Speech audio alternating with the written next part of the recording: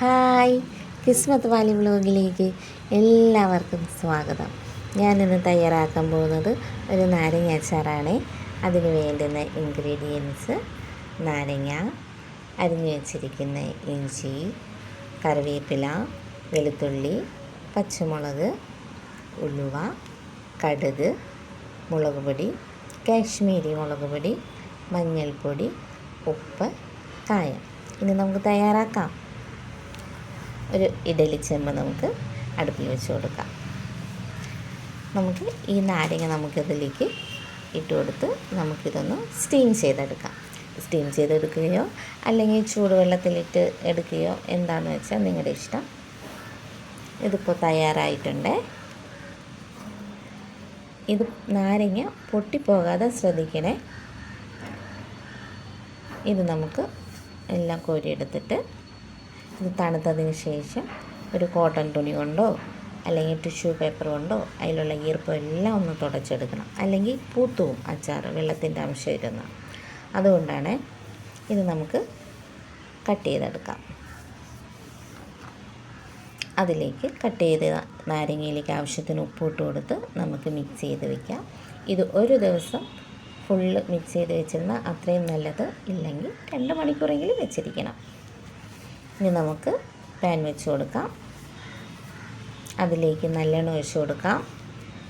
നല്ലെണ്ണ ഒന്ന് ചൂടായി വരുമ്പോഴത്തേക്ക് നമുക്കതിലേക്ക് ഉലുവ ഇട്ട് കൊടുക്കാം. ഉലുവ ഒന്ന് പൊട്ടി വരുമ്പോഴത്തേക്ക് അതിലേക്ക് നമുക്ക് കടുക് ഇട്ട് കൊടുക്കാം. കടുക് നന്നായിട്ട് പൊട്ടി വന്നിട്ടുണ്ട്.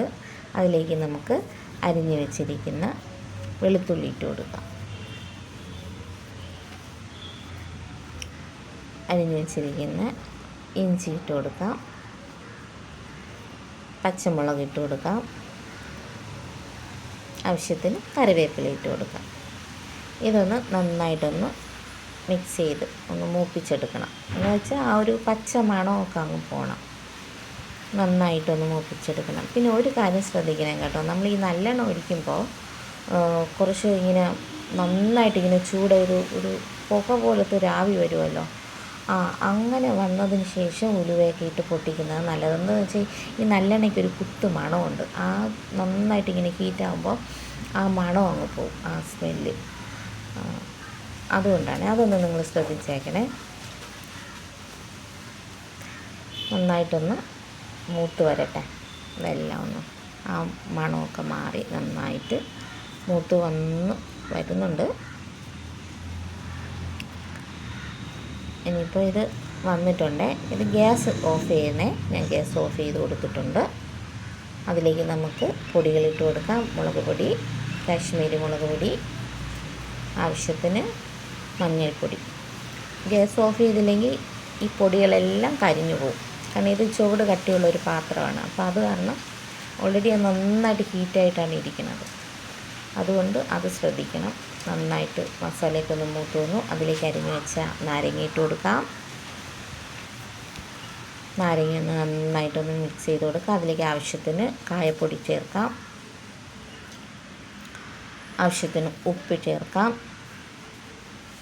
ഉപ്പ് നന്നായിട്ട് ഇട്ട് കൊടുത്തതിന് ശേഷം ഒന്ന് മിക്സ് ചെയ്യണം, ഇളക്കി കൊടുക്കണം. ഈ സമയം നമുക്ക് വേണമെങ്കിൽ അല്പം പഞ്ചസാര ചേർക്കാം. വേണമെങ്കിൽ, നിങ്ങൾക്ക് ഇഷ്ടമാണെങ്കിൽ മാത്രം കേട്ടോ. ഞാൻ ഇതിൽ ചേർത്തിട്ടില്ല. ഇതിലേക്ക് ആവശ്യത്തിന് വിനാഗിരി ഒഴിച്ചു കൊടുത്ത് ഒന്ന് ഗ്യാസ് ഓണാക്കാൻ മറക്കരുതേ. ഓണാക്കി കൊടുക്കണം. നന്നായിട്ടൊന്ന് മിക്സ് ചെയ്ത് അതൊന്ന് തിളച്ച് വരട്ടെ. ഉപ്പ് കുറവായതുകൊണ്ട് അല്പം കൂടി ഞാൻ ഉപ്പിട്ട് കൊടുത്തിട്ടുണ്ട്.